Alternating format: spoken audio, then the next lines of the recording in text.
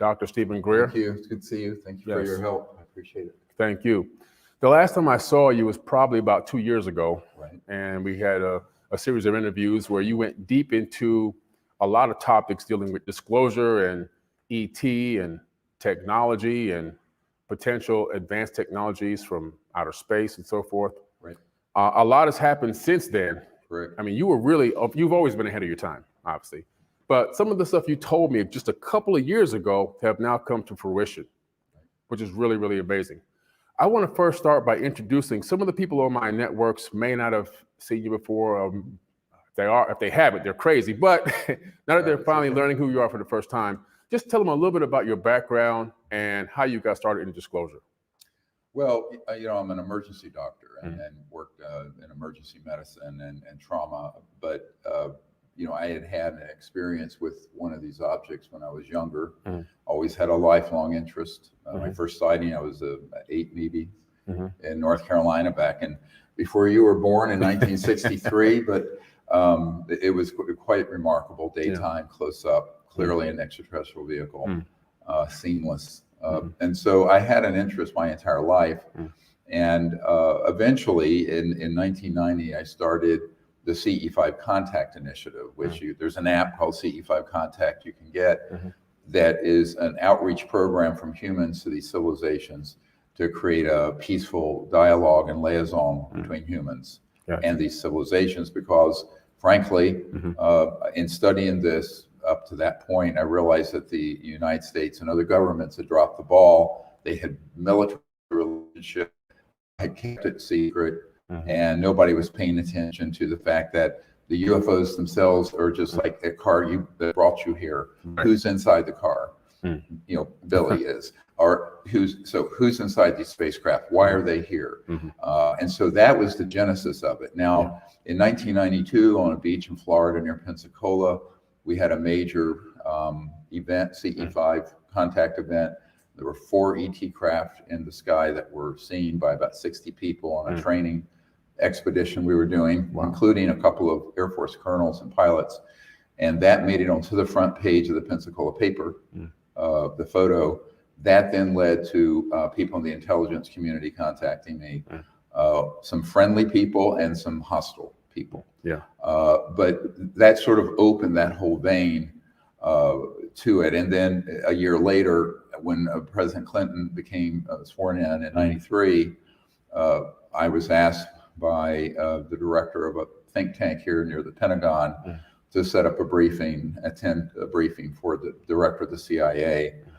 Then at that time, R. James Woolsey, for the president, under cover of a dinner party with me and my wife and the host and his wife and the CIA director and his wife. And it was at that time I learned, and this is, my life turned upside down 30 years ago, because I realized that the president and the director of the CIA, and then others I subsequently met with, were being blocked from information on this subject, and that the organization running these covert programs were doing so without oversight from the Congress or the president, and were therefore illegal and unconstitutional. So that really was the genesis of the Disclosure Project. In those days, we called it Project Starlight. If you look at the Clinton Library was sued by AP and Associated Press, and they released these documents. And so it was initially a private briefing process that I did in my spare time as an emergency doctor, meeting with various members of Congress, people at the Pentagon, elsewhere, to get this information to them and to encourage disclosure of it by the U.S. government. So the genesis of this goes all the way back to the early 1990s, 30 years ago. Yeah, that's incredible. And I know when I talked to you on the phone just maybe a few weeks ago, building up to this live, interview, you had mentioned that you had to start taking some of these government officials and some of these witnesses through the skiff. Can you talk about that? Are you able to talk about that on live here? I can. I have to be careful.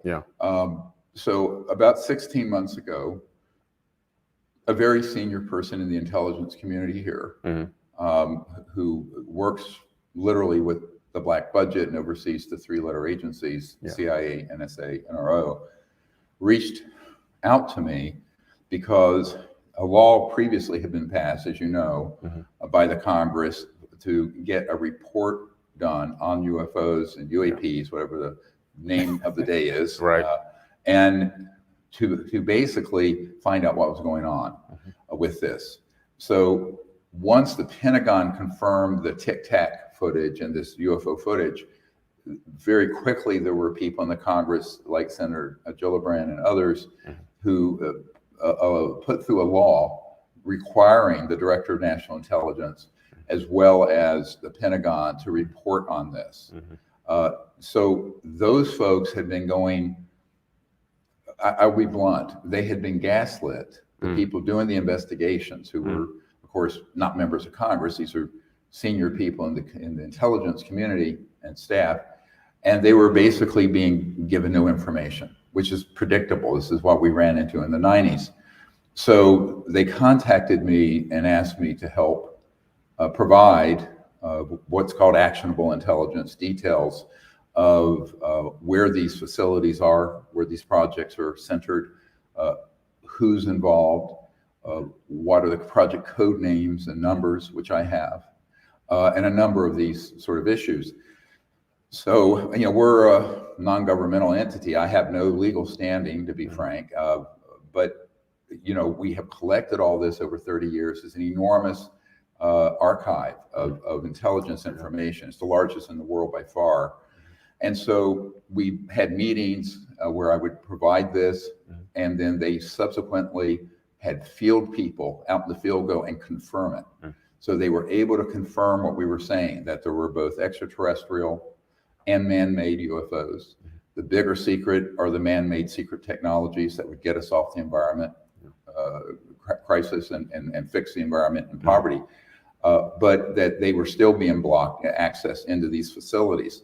Now, these are people with top secret, special compartmented information clearances at the highest level. And, again, I said yes, because the organization doing this does not respect the authority of the legal constitutional government of the United States. This is not a conspiracy theory. It's a fact, and it's dangerous. So once, this is now, I realized that in 93. Now there are senior members in the U.S. government, in the Congress and White House realizing this is the case. And so the big question becomes, what are you going to do about it? So I said, here's what I think you should do. And they sent field people out, and they were able to confirm what we had been saying through the information. So we were giving them for example, we're going to release, and you're going to all see this this weekend at our 2-day conference, but also at the National Press Club on June 12th from 2 to 4 p.m. The whole world can see that for free. The facilities list. And so I provided this to these investigators in the government. And there are 145 top secret facilities or bases where these operations have gone, as well as corporate locations. So which corporations are involved, where's the reverse engineering taking place, et cetera. So all of that was started 16 months ago. Now, what has helped more recently is that the Congress and the president put through a bill 2 days before Christmas in 2022, the National Defense Authorization Act, that had a provision for top secret people, whistleblowers, or people who had non-disclosure agreements in the military or even corporate world to go through a process where they would go to this office, AARO, Arrow, and the SCIF there near the Pentagon, and provide their information. So that process the law was passed late December 2022. The first folks started going in January. And so I've been helping coordinate that and also very clearly encouraging whistleblowers to come forward. Now, we have to make a distinction here. There are really 3 categories of these whistleblowers. People who will not come forward because they're hostile to having this come out because they're part of the, I hate to say it, illegal project. Then there are the ones who are cooperating, giving us information, but they don't want to come forward yet because the laws need to be tightened up for their personal protection and security, because many have gotten death threats.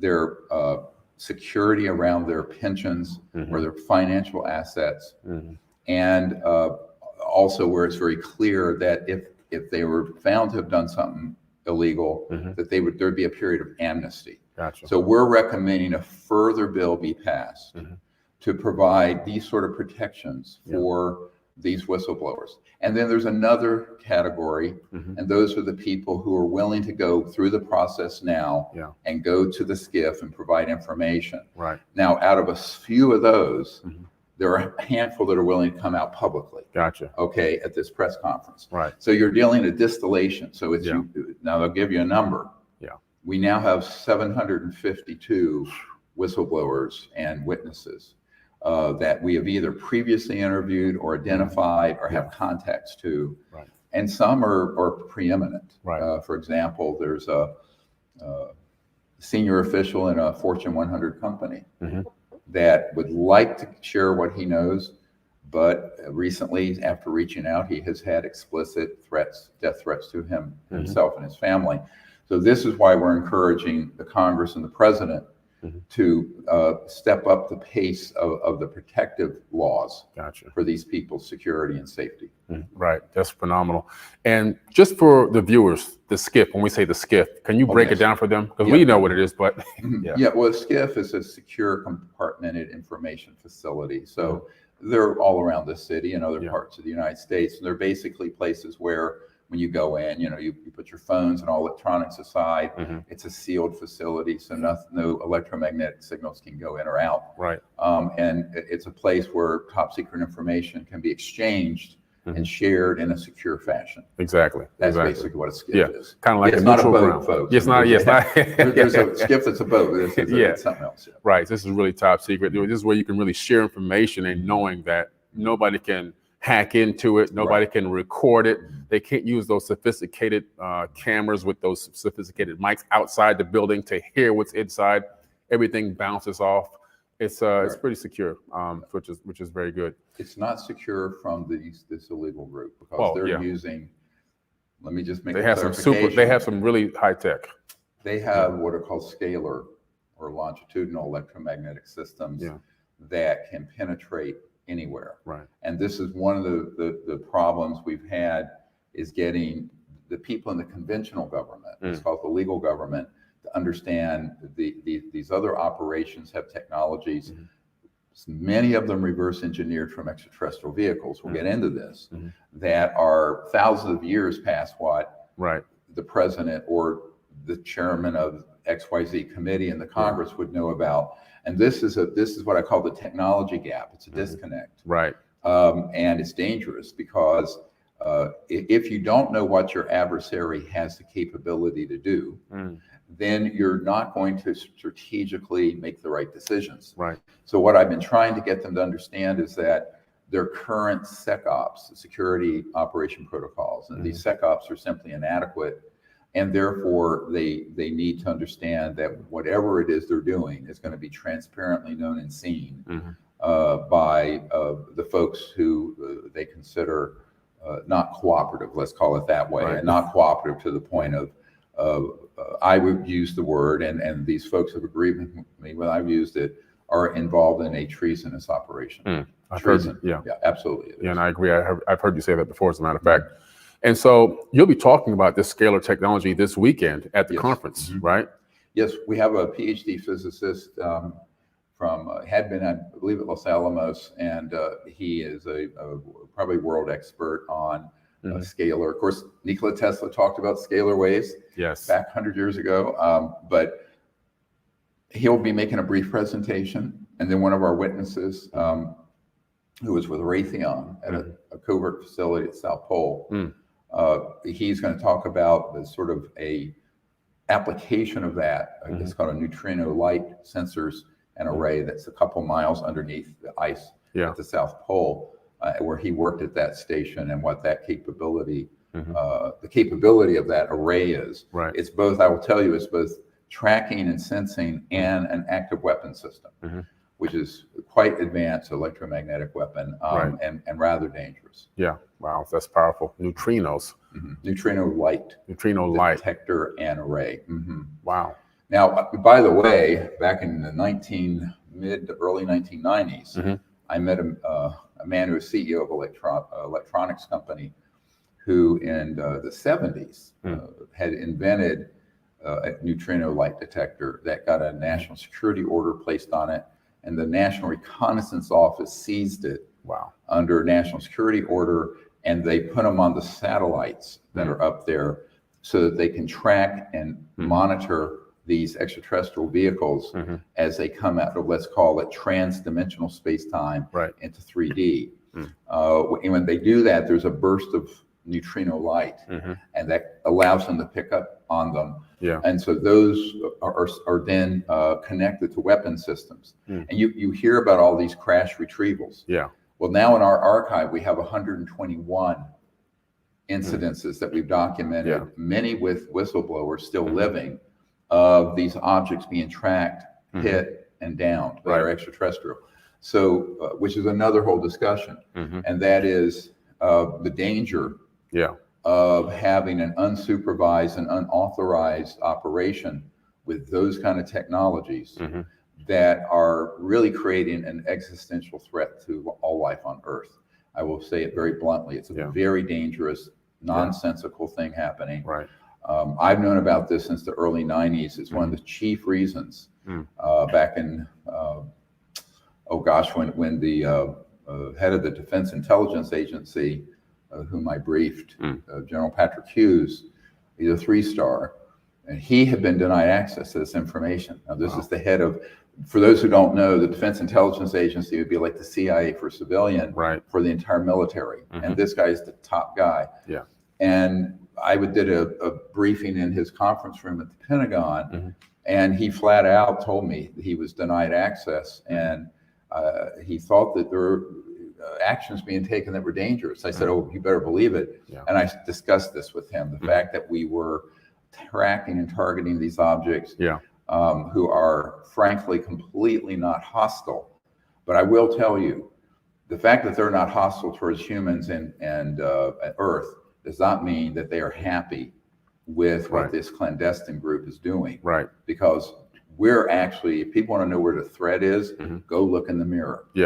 Humans have become an existential threat to ourselves with what we're doing to this planet, environmentally and otherwise, but also now potentially to other planets. So I think that this is a very complex problem. And one of the big problems with the news media, everything has to be boiled down into a 30 to 90 second soundbite. And the issue is so complex. And by the way, it's another problem with members of the Congress and White House, is that they're so busy, and yet the issue has to get unpacked.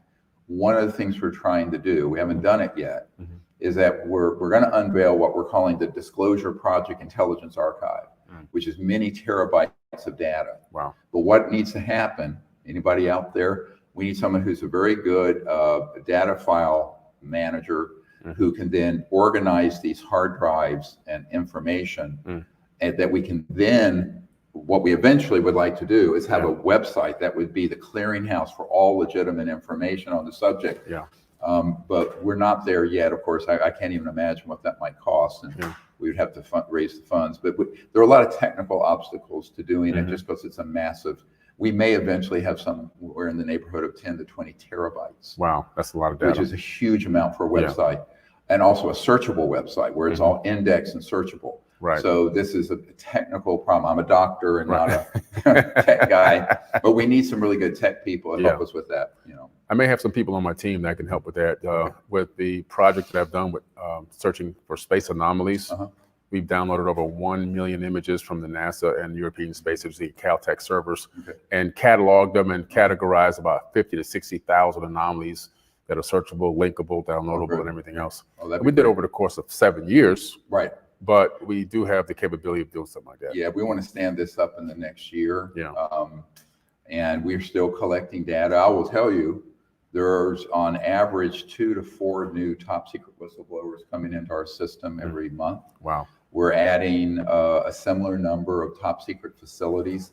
Let me give people an idea so this is not vague. There's a man who is going to be speaking here.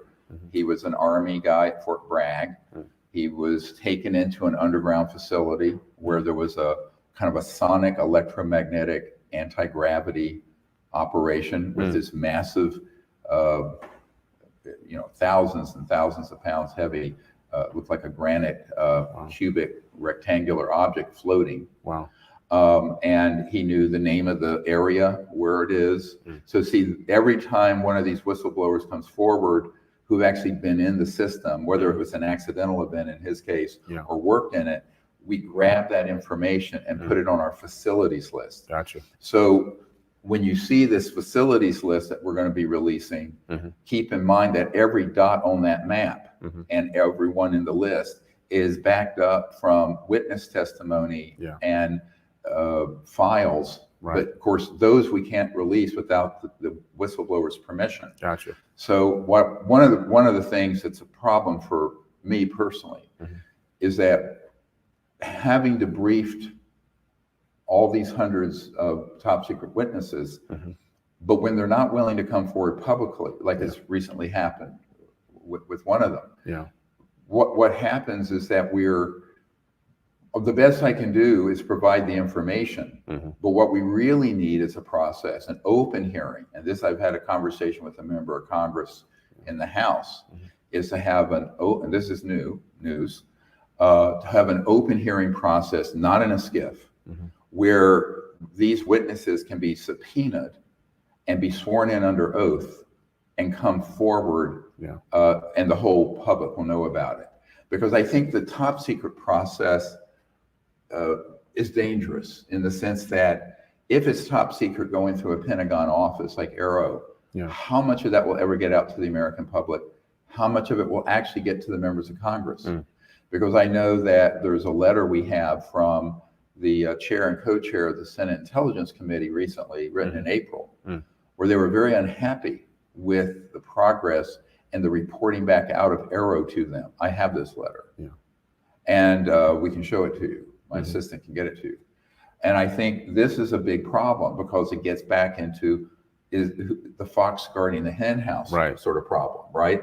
And some of the men that we have taken and that I know have gone into the skiff for Arrow have been extremely unhappy in A, how they were treated, and B, the tendency to cut them off and not let them tell the whole information. So one of our concerns here, and I have an inside track on that very much in the system, is that there's a big concern that the leadership of that office, whether or not they're complying with the law, to let these people bring all their evidence and testimony, but also then properly report it up the chain of command to the Congress, which is the entity that has funded and authorized the investigation.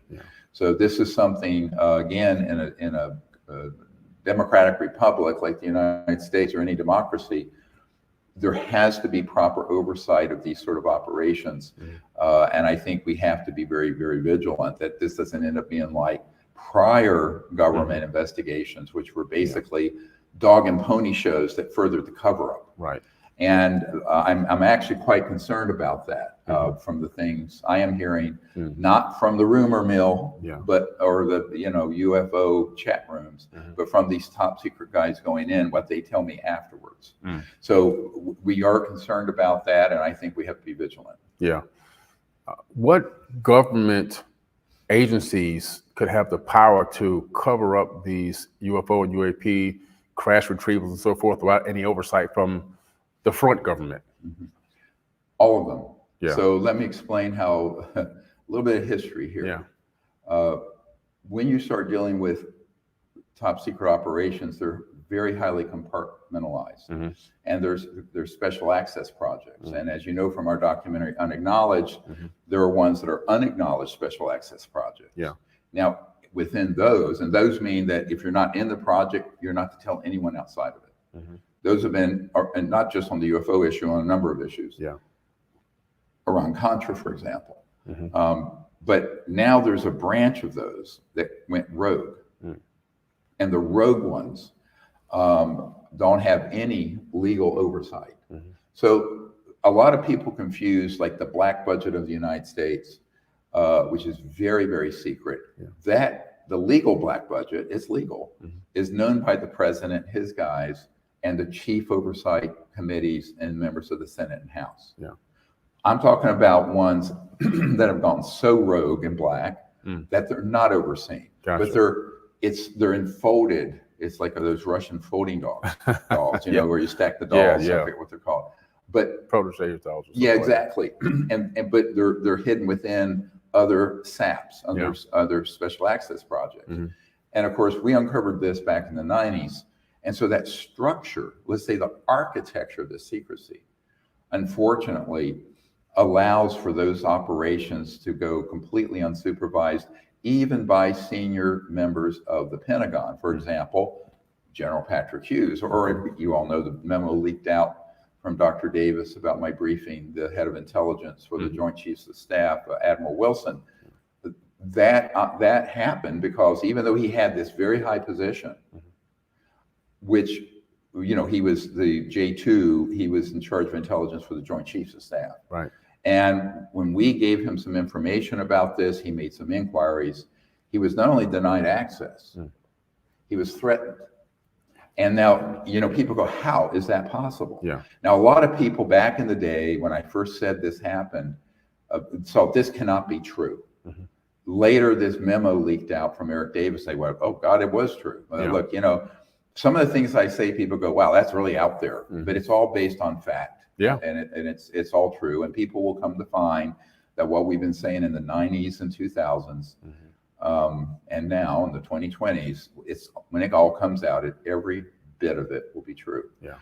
As outrageous, and I will admit it is outrageous. But if we don't get a handle on this, we're really facing a catastrophe. Yeah. And I mean, we really are as a people, as a civilization, not only because the technologies that would get us off of fossil fuels and save the biosphere are being withheld, but that there's this rogue element that has weaponized these technologies. And without supervision and knowledge, I can assure you that the people I know in the Congress and the White House have no knowledge of that operation. And Pentagon, General Hughes had no knowledge of that. Incredible. Admiral Wilson had no knowledge of it.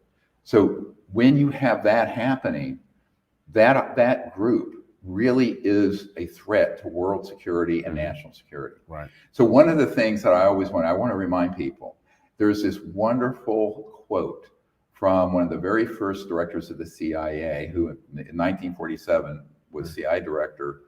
And of course, that was the year Roswell happened. Roswell happened, yeah. In 1961, after Eisenhower made his speech of beware the military-industrial complex, and it was a veiled reference to this problem, this man, Admiral Roscoe Hillenkoetter, wrote to the New York Times, and he said, quote, I'm paraphrasing actually, he said, the secrecy around UFOs is a threat to the national security, not the UFOs. So when I go into these meetings, I said, I know what you're hearing from the echo chamber of ufology is that we're under some kind of alien invasion. In reality, the secrecy around the subject is a threat to the national security because this group that has run, it's like a Frankenstein we created in the 40s and 50s that's gotten off the table and then is walking amongst us. It's a monstrous operation. Right. And some of the guys that I know who recently have been out in the field trying to penetrate these programs have texted me on encrypted systems and said, wow, these people are thugs. Using the word thugs. I said, oh, absolutely they are. So that's what we've been dealing with now for 30 years. It's good to see there's some people coming forward talking about it. But unfortunately, what has to happen, and this is why we're doing this National Press Club event here, is to frame the issue up to date of what's happening now that these developments have occurred in the Congress, and call for these open hearings. Right. And I think we're going to have a member of the House of Representatives there with us on Monday, who will also make a call for that if his flight gets in on time, he's wanting to come. And he's on a key oversight committee in the House of Representatives. So what I'm hoping is that what we're doing here as a private entity, again, I have no official standing and don't want one. I would not accept a clearance, and I don't need a clearance. That's just going to hold you back. Oh yeah, I mean you're in shackles then, aren't you? Yeah. I was offered to me. You know, I told you the story when the head of Army Intelligence in 1992 Mm-hmm.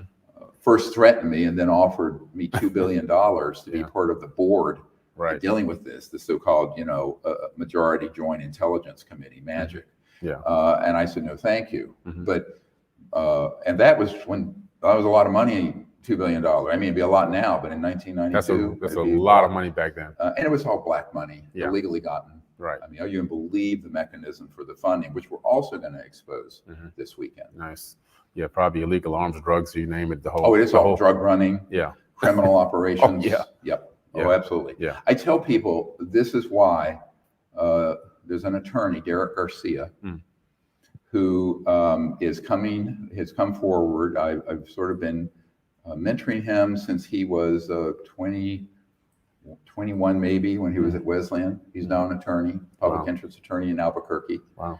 And he has graciously, on his own time, organized now 50 lawyers to represent our whistleblowers, to defend them, but also to launch, this is a very big news, a civilian RICO lawsuit. RICO is the Racketeer Influence Corrupt Organization Act from 1970. It's usually used against organized crime by federal and state law enforcement. But there's a provision for a civilian private organization to invoke it. Nice. And that's what we're planning to do, which means we're going to be issuing subpoenas, if we can get it into the certified federal system, against these corporations and individuals who have been involved in this and who have committed various crimes. Right. All right. And so we're announcing that this weekend also. And Mr. Garcia will be at the event explaining what that is. Wow. Some of the attorneys who have surfaced to be doing this, and it's all pro bono, they're not charging, because we don't have the money to pay 50 attorneys. Yeah. You need $50 million. But they're all wonderful people who are devoted to disclosure. Right. And are putting their efforts in, and some of them are preeminent. We're still waiting to see which of them want to be publicly identified this weekend. Yeah. But some of them are absolutely preeminent attorneys in the United States. Oh, that's amazing. And this conference is going to be a 3-day event, basically. Well, the press club is going to be Sunday or Monday? The press club, National Press Club, is Monday from 2 until 4 at the National Press Club, right there near where the JW Marriott is. Okay. And that's where the media, of course, gathers for big press events. Yeah. It's where the 2001 event took place. Yeah. With the first National Press Club event that kicked off the global disclosure movement. Yeah. But this is sort of an update, and with new witnesses, many of them dealing with the human, what have been called alien reproduction vehicles. We have a Raytheon guy from the South Pole. We have a guy who, 2 Raytheon people showed him hovering at Fort Irwin, California. These triangular objects that were anti-gravity, and he's going to be there. Wow. And we have a Marine who was his platoon responded in a humanitarian mission in Indonesia after the earthquake and tsunami in 2009. Yeah. And they were deployed to an area and dropped in by helicopter and came across a 300-foot diameter. Now that's the biggest round as a football field. Yeah. Man-made UFO, and it was all these black ops guys offloading what appeared to be illegal drugs and weapons. Wow. And some trafficking scheme, and they were threatened with being executed. Now we have the names of all 6 of the platoon members. One of them wrote and said he, is in fear of his life. Yeah. I will tell you, all 6 of them were told, if you speak of this, you will be executed. Now, this man who's coming forward, Michael Herrera, is incredibly brave. He was only 19 or 20 when this happened. Yeah. He's about 33 now. He's a very brave person. Very few people have been willing to step forward on that. Yeah. Because it exposes 2 major things. The existence of a secret Air Force capability using these craft from Northrop Grumman and Lockheed and Raytheon and others, but also this rogue, most dangerous part of the rogue operation, that is globally breaking all kinds of laws and engaged in violent crimes, drug running, and clearly criminal activities. You know, this disclosure movement is really so important because, like you just talked about, the amount of crimes that are involved for them to create these black budget projects and these secret projects, these unacknowledged projects, in order to keep it running and funded, they have to do so much dark stuff to keep it going, which is a complete threat to humanity and the planet. Well, not to mention the Constitution and the rule of law. Right. I mean, if we don't have the rule of law, what are we living in the jungle again? Right. Aren't we? Yeah. So, I mean, this becomes sort of a civilizational crisis, in my opinion. Yeah. It way exceeds the risk of China, Russia, Ukraine, Iran, but it isn't on the radar fully yet by the members of Congress or other capitals and leaders or the United Nations or the White House. This is there's this the reason I've always been in a hurry to do this is that I know that if this stays on the course it's on, where it's going to end up, and it's not going to be nice. It's going to be a catastrophe. Exactly. You know, when you're looking at this, you know, all these black budget projects and what they're holding back technologically from the world, what other types of technologies or what types of benefits of the technology could be released to mankind that you feel are being held back? Well, you know, we just released a few days ago a documentary film called The Lost Century and How to Reclaim It. The key thing, how to reclaim that. And The Lost Century is an expose of 100 years, is why I call it The Lost Century, of since the time of Tesla, of very advanced technologies that have been seized and sequestered, inventors have been assassinated, and the patent laws have been abused to seize them under national security provisions. I have a copy of one that we show in the film. So everyone can right now go and see that film. It's on all platforms, iTunes, Apple, Google, Amazon, whatever. Right. Now, the reason that's so important, it outlines what we've lost in 100 years, but also, importantly, I'm one of these people, I don't like to just kvetch about a problem. Right. I think we need to show what's the solution. Exactly. All right. So that was the Disclosure Project is the solution to these illegal secrecy. In this film, we talk about what the solution should be, the pathway to develop or acquire. If anyone listening has one of these 0 point or quantum energy devices, contact us immediately. We have people with funding in place to get it out now, if we can prove it. It's ready. I mean, it's substantial funding. So, but it has to be released open source. Yes, that's the only way. Open source is the only way. Open source is the only way, because if you go through patent or intellectual property secrets, it's going to get seized. Now, most of these inventors, here's the problem. They're very, very bright with physics or electromagnetic engineering, but they don't understand the strategic landscape and the security landscape. And what I want to do is combine what our expertise on the strategic and security landscape, so we can get out safely with the people who have the genius in engineering and physics to create preferably a solid state version, which of course Floyd Sweet had. If you look up in our movie, you'll see this whole expose about Floyd Sweet's device, which was real. But I think that when you look at that, what are the implications of all that being disclosed? Just that. It would end poverty on the planet in 20 years. And I'm not talking, poverty in the United States is not poverty. That's not real poverty. India and Africa and South America and parts of Asia and South America. So, you know, right now there are 3 billion people on the earth that have no means to even cook their food. They're cutting down the forest and the desert shrubs to make charcoal. So it's a huge problem.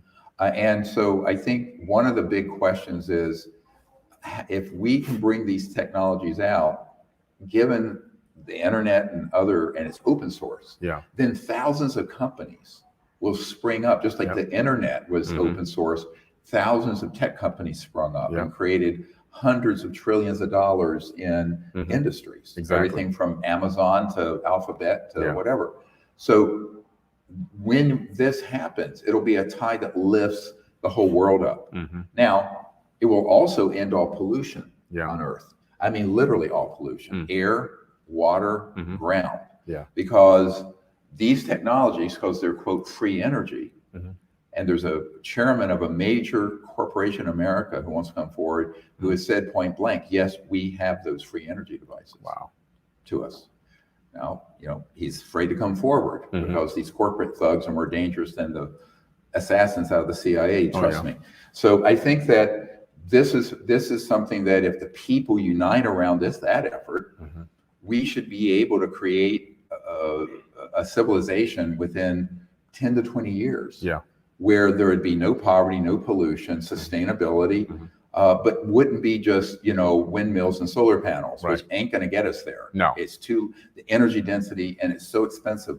This would be something quite inexpensive, would fit on your table, run your house, run your factory, run your car, and would have zero energy costs and no pollution because it's pulling energy out of the fabric of space-time, what's called the quantum vacuum or zero-point energy, which was proven, by the way, in the 50s by Professor Casimir. So this documentary, I encourage everyone to look at as soon as possible. It's called The Lost Century and How to Reclaim It. We actually have motion graphics to show what the world looks like in 20 years, 50 years, 100 years, 1,000 years. It was beautiful. Yeah. Have you seen it? Yeah, The Lost Century. Yeah. Okay. So I've seen it. You gave me the link about 2 weeks ago. Yeah, and I watched it. Amazing guys, make sure you go watch The Lost Century. You can watch it on Apple. You can watch it pretty much on anything. The Lost Century, Dr. Stephen Greer. It's an amazing documentary. The way that you did the graphics in there to show those projections, because it gives a person like the ability to kind of see the future, what it could be. What are we missing here? And that's what we could have had by, the irony of all of this. By the time I was born in 1955, I turned 68 later this month. All of those technologies were in existence. The zero-point free energy, the electrogravitic anti-gravity that was mastered in October 1954. Wow. How do I know this? The top scientists at the world's largest Department of Defense lab here, the Naval Research Labs, which Thomas Edison started, when he was in one of the vaults, he saw the documentation that stated we mastered gravity control, anti-gravity, October 1954. So I was born in June 1955. So by the time I was born, we should not have had jet engines, rockets, cars with internal combustion engines, coal, gas, oil, nuclear, wind, solar, geothermal, all of it.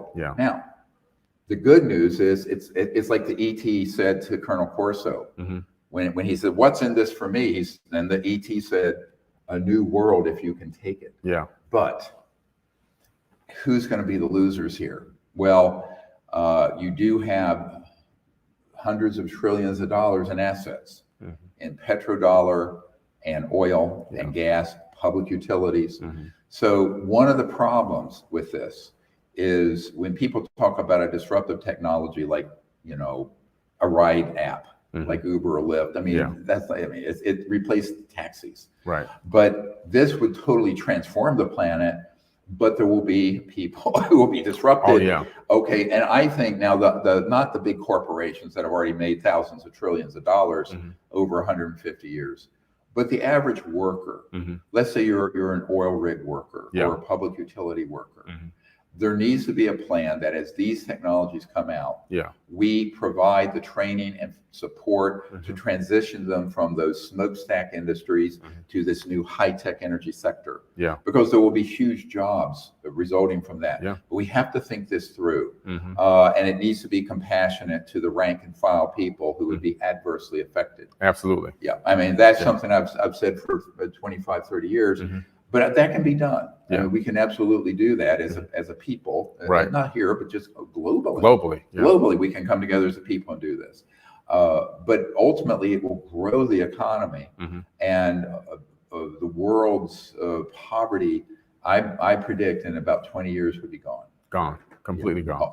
Africa, everywhere. So this is very good. I always tell people, this is extremely. This is why I'm such an optimist. I know these exist, and I know what the world will look like when it can be disclosed. And it really, I have now 12 grandchildren and 4 daughters. Congrats. It would be a whole new world if this could happen, and it would be a wonderful world if they're used for peace. Exactly. Now, I will say, caveat, in my conversations with people in the military connected to these projects, I agree that the propulsion systems should remain classified. Now, what do I mean there? If you have an object like that Tic Tac, that's Lockheed Skunk Works, by the way. Yeah, I It believe was not extraterrestrial. Yeah. Newsflash. We know who made it, where it came from. Yeah, it's not alien. No. And we have a top secret witness who actually in 1991 saw that thing being offloaded from a C-130 transport vehicle in the Azores. Oh, man. Oh, yeah. You're going to see the drawing of this. He doesn't want to come forward yet. He's scared. Okay. But he absolutely saw it. And we have another account of that identical object from multiple witnesses from 1967 in Pennsylvania. Wow. So that's an old one. Yeah. All right. Yeah. So now I know that when I've spoken to people like David Fravor, who is the F-18 Hornet pilot, he insists there's no way we had anything that could move like that. But of course, he was a jet pilot, and he wasn't read into these compartmented operations. So, I always let people have their opinion. But, to be honest with you, if you haven't been briefed up to that level, and if chairman of the Senate Intelligence and Armed Services and White House presidents and generals haven't been told, I'm quite sure a pilot in the Navy would not have been read in. No. So I think this is for the disconnect, because it seems so unbelievable to people who are your conventional pilots and military folks. But the truth is that that's the nature of top secret, special, compartmented information. Is highly compartmented. But I think that is why the significance of disclosure is not just to correct these legal and other problems. It's really to transform the way humans live on the planet in preparation for humans becoming interstellar. Gotcha. So, I mean, there's a long-term trajectory that if we don't muck up the whole situation, right, and create an extinction level event from our stupidity, we have this amazing boundless future that's so beautiful waiting for us. Oh, it can be incredible. Oh, it is. It will be. I've seen it. I'm optimistic as well. I don't believe in the doom and gloom. It's coming to an end and it's the end times. I really don't believe in that.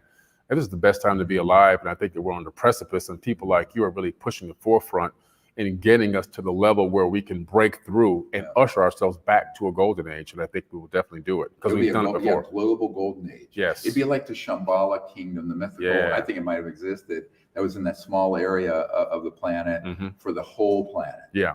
Because once we reach the point where there's no poverty and there's superabundance, people can then turn their attention towards creative pursuits, the development of higher states of consciousness, meditative states, travel through space peacefully.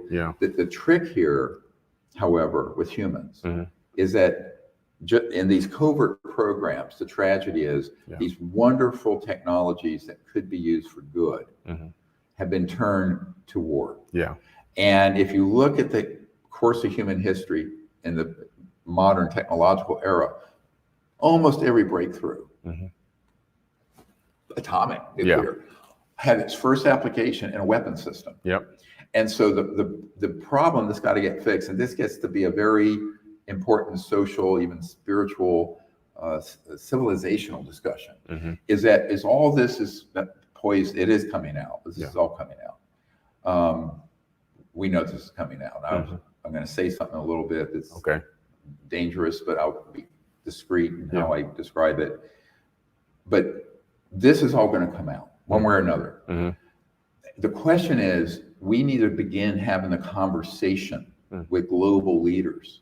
That's why I'm reaching out to people in the UK and other countries about what does this look like going after all this is then known.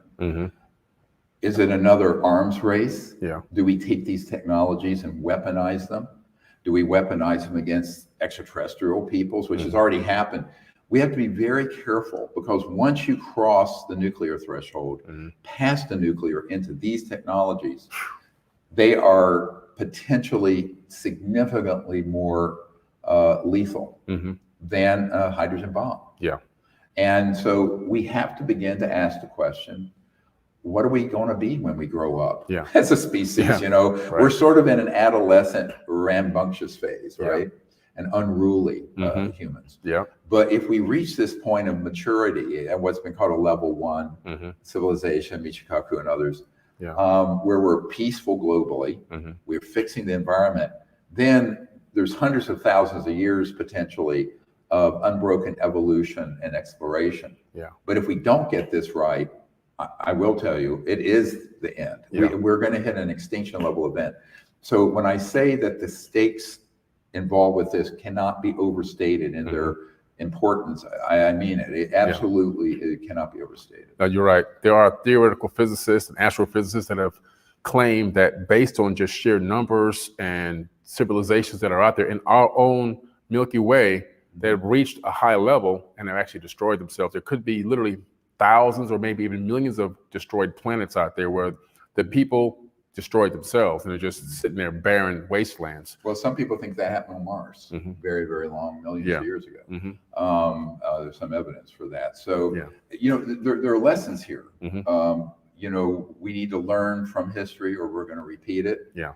But I think the extraterrestrial civilizations currently involved with surveilling and looking at the Earth, a lot of people ask, why are they always around our atomic and nuclear facilities? Roswell, let's not forget, was the 509th Bomber Squadron, only place in the world where there was an atomic bomb in 1947. What were the ET so concerned about? Because they have seen this happen, where we get on that path, we stay on that path, and that civilization is extinct. But they also know that once you get on that path, it's not far to go to the next level, where you then have interstellar, these so-called trans-dimensional technologies that allow for space travel. Right. Because space travel has to be many, many times the speed of light. We understand how that happens. If you want to visualize a piece of paper, here's a point here, 1,000 light years is another point. You're not going this way, you're folding the piece of paper, space-time. You're folding it. That's how you do it. We know how this happens. It's called entanglement, quantum entanglement, but on a macro scale with the whole spacecraft. So basically, when you reach that point, if you're still violent and savage, like humans are, you're now a threat elsewhere. That's right. See, so I always tell people, humans tend to be extremely narcissistic, and they don't do well looking through the eyes of others, which is to me the heart of compassion of the Buddha. You have to be able to look at, how does this look, this enterprise on Earth right now, look to an advanced civilization that has come this way before us and survived? I'm afraid that we look like we're in great trouble, and I think we are. You know, I joked back in the 90s, I'm an emergency doctor, and I know an emergency when I see one. Right. and we are in a global emergency writ large. But most people are not awake to that yet. And I think part of what the Disclosure Project is devoted to doing is putting out the evidence and the information, but also a vision of how to be awake to this, but not just get into negative conspiracy stuff, but turn it into a positive outcome. Socially, technologically, and economically, spiritually. So I think those are all big undertakings that need to, the conversation on that needs to be joined now. Definitely. How do you think, and this will be the last question before we close, but how do you think this disclosure, excuse me, can actually help? How can disclosure actually help with the prevention of government agencies like the Pentagon giving these private corporations these contracted jobs so they can hide them, and then we can't get a FOIA? We can't request information on these because they're private. Do you think that we'll see a day when this communication or this collaboration or collusion that's happening to keep these things secreted away and compartmentalized, do you think there'll be a day when we can break that reign that they've got on that and make it to where we have access to see what's happening? If we can get these open hearings, or even if there is a classified process first that leads to open, we have the people who can blow the whistle on that, how it's structured, and then there could be reforms in the law that prevent it. I do know that a clock has been put on this, and this is the sensitive thing I didn't refer to, and I have to be very careful. But I'm working with a number of teams here in Washington Mm-hmm. who don't know each other. Okay. All right. And advising and providing evidence and information to them. But there's one team that absolutely is hoping this gets resolved through the constitutional process, Okay. through what we're doing, Mm-hmm. perhaps with this RICO civilian lawsuit. If there are any attorneys out there who want to join us, contact us. Mm-hmm. You'll see that we have 50 some attorneys now. We can use more with different specialties. We also need private investigators, former prosecutors, etc. But I think that when we look at that, if that can't get resolved by pretty much the end of this year or early next year, there are some folks who are very fed up in the special operations and forces community that are going to move. But that can be dangerous and could result, frankly, in a bloodbath. Right. So what we're trying to do is move this very quickly. I know those guys very much hope we succeed, and don't have to do what they've been chartered to do. Right. So I'm only referring to this obliquely to say that, having been involved with this for 30 years, well, first of all, I won't be alive 30 more years, but I know that this process needs to actually come to a head in a proper channel. Constitutional, legal oversight, White House, other countries. I'm having conversations with people connected to very senior government in the United Kingdom, and elsewhere. But I think this is why we need to understand that this needs to be taken very, very seriously by people in the UAP community, but also come together to do it in a coherent way. Right. And the more, I will also make an appeal, any of you who know or are folks who've been involved with this, with a corporation or intelligence or military operation, should contact us, because the more people who come together, I think a very poor way to do this are lone wolves coming out one at a time. But when you come together as a group, these are people who don't know each other, but have different parts of this picture from different agencies, services, corporations. That's what we're doing this week and weekend at the National Press Club on Monday. Then what happens, it reinforces each other. Whereas if you have an extraordinary experience as an intelligence operative or military personnel or a Lockheed or Raytheon official, and you do it by yourself, people go, it doesn't seem, like that's possible. Whereas if you have 5 or 10 or 100, I want this to eventually become a torrent instead of a trickle, where hundreds and then thousands of people just come forward. Now, a lot of people are afraid, let me say this, that they can't do that. I believe they can. And the foundation of the Disclosure Project, which I have not talked about with you much, is the unless otherwise directed letter, UNOD, we wrote to the Clinton administration and all federal agencies in the Pentagon in late 1997, 1998. We gave them 60 days to respond. And the unless otherwise directed is a military technique that basically says, unless otherwise directed, here's my assessment and here's what I'm going to do. It's written that way so no one has to make an overt action. Gotcha. You see? So we did this, and what we said was, these projects are being run illegally.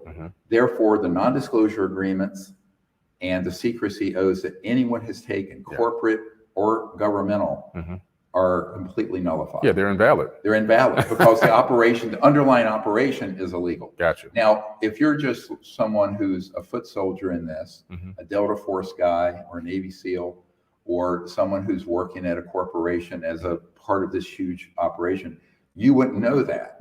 We know it because having briefed people like the CI director and senators and senior flag officers, generals, admirals at the Pentagon, we know that it's that way. So we're going to establish that as a proof, right? Now, at that point, everyone is exonerated. That you can leave one of these underground bases with part of an ET craft, an ET body, documents, and your own information with impunity. Right. Because until those operations are put under legal oversight by we, the people's government, those projects are illegal. They cannot use the law when they're breaking the law. Exactly. This is, I want to say this very forcefully, this is why we need, dozens, then hundreds, and then thousands of people coming forward, basically being liberated by this. Exactly. It's a snowball rolling down the hill, basically. Once all this begins to happen, it's going to unfold, and there's nobody that can stop it. And that was always our strategy. I mean, back in, when I tried to get the Congress and the president to do this in the 90s, before we went public in 2001, 22 years ago here in Washington, where we are now, I had hoped that people in Congress would take care of it. I never thought I'd have to leave my medical career to address this. I've lost over $12 million in income doing this as a doctor, but not that anyone cares about that. But I'm just saying, it's a real sacrifice. It's a huge sacrifice for my family. I mean, come on, that's a real sacrifice for all the gossips out there. But the point I'm making is that, now that we're at this point where the laws are in place now, which we worked hard, and I gave feedback on this one that was passed in December that allowed the whistleblowers. Initially, that law was going to leave out corporate guys. I said, oh no, the center of gravity in this is corporate and not government. So I said, we need to get those guys protected too. So that's what we have now. I think, again, the next thing we have to have are more protective laws, that are explicit for their pensions, their personal safety, and amnesty if they were involved in something illegal, so they're not prosecuted if they come forward completely. And then also an open hearing process. I hope it's most likely that a House committee, like the Government Reform and Oversight Committee, which does these sort of investigations, would be the lead investigative committee rather than in the Senate. This is what historically is the case. Now, it could happen under the aegis of any of these authorized committees, frankly. There are probably at least half a dozen committees where this would fall under their purview: money, appropriations, defense, intelligence, oversight, science and technology in the House. There are a number of them that could hold hearings, and maybe the best path would be multiple investigations simultaneously. Well, I think if one breaks through, then you'll see others then fall in line with it. But it needs to be, the initial process up to the hearing should be that they, and I'm going to announce this. This week we have provided the entire Disclosure Project Intelligence Archive with these 752 witnesses, all the facility sites, and a lot of other 121 crash retrieval cases to the Senate, to the White House, to the Pentagon, and on Monday I'll be handing it off personally to a member of Congress for the House of Representatives. That's amazing. So that's and here's good news, folks.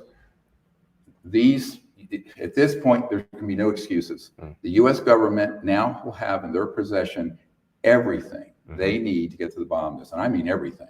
Where the northern helicopter base is in the Nevada test range, where they were deployed to retrieve both man-made crashed UFOs and extraterrestrial ones, because the witness who was there gave us that data, and it's in there. So all of that is there now, and now the people, you guys, us, just ordinary folks like me, need to now say, okay, the government must be accountable. They've been given the information. No more excuses. Do it. At the end of the day, the government actually is supposed to work for us. Yes. They've got us tricked into thinking that we work for them. I know. And people believe it. Like they're our masters. No, exactly. No, they're the servants. Yes, of course. We're the bosses. Correct. And, it's funny because I have my dad was half Native American, and my mom's family were some of the original prisoner of war with the British. My father was hand-to-hand combat on amphibious landing units in World War II in the Pacific, and had terrible PTSD over it, frankly. But who wouldn't? And but I always tell people, this is a time where we need to come together, but instead of a violent enterprise, a peaceful one of disclosure, and the rule of law. But the only way the Congress and the president is going to act is that they hear from you guys. So here's my other request. Please write to your two senators and you're a member of the House of Representatives, your own representative, and to the president, asking them to take action and tell them that the Disclosure Project has provided them all the actual intelligence they need to get to the bottom of this. Yeah. You know, we've spent millions of dollars and 30 years assembling this. It's now been handed off on hard drives. Yeah, beautiful. Yeah. And tell everyone again where this event is this weekend and what they can expect. Yeah, and so you can give them a link. If you can't be Yes. there in person at the JW Marriott on Saturday, tomorrow, the 10th, and Sunday, we're going to have, you know, a huge 12 hours of presentations from the witnesses, from me, from aerospace historian Michael Schratt and others, Dr. Zahari. But then on Monday, the 12th, at the National Press Club, we're going to stream live for free globally that entire press club event with the witnesses. Now, that's only an hour and a half presentation, half-hour question and answer. Yeah. So the weekend event, you're going to get 10 times more information, obviously, at least 10 times more. Yeah. And I encourage people who can't come in person to just get the webinar link, because it gives you, and if you can't see it live, we're going to keep it up there for a couple of months where you can see it at your leisure. Yeah. So I would encourage people to do that. And it also helps defray some of the costs of what we're doing this year. We're going to spend at least $500,000 on further developing the archive. Confidentially, you know, I've been telling people, I won't say who, but the people we've been bringing to DC to go through the SCIF, we've been paying for their travel, their lodging, their food, their cars, their drivers. This is very expensive, and you know, I'm a retired doctor, not a tech billionaire. Yeah. So we need people's help that way also. Gotcha. Definitely. Well, the links to this entire event are in the caption of this video. Okay. No matter where you're watching it, click on the link. Make sure you guys register. If you can get here, phenomenal. If you can't, get that webinar link. Click on that link, and also don't forget, tune into the press club. That'll be Monday afternoon. You don't want to miss it. I saw the one that came out in 2001, and it blew me away. It like solidified my mind on what I thought was happening. Was happening. Right. And so you don't want, you're alive at a great time right now. Don't miss this press club. Don't miss this conference. You want to see everything that has to be said here. And I love Michael Schratt, by the way. His work is amazing. Oh, it's beautiful. Oh, well, you know what we've done? You're going to see all this, guys. All these witnesses coming forward, he's dealt with them. I hand them off, and then they describe the craft or the SCIF, and he's done all the artwork. Oh, man. And it's beautiful. It breaks it come alive. Nice. And also, a lot of that is in the Lost Century. So people who want to, that's out now. It just dropped on Tuesday. This is Friday. Yeah. So go see the Lost Century. It'll give you a good foundation tonight for what's happening this weekend. Absolutely. Dr. Stephen Greer, it's a pleasure, man. Thank you so much. Thank you.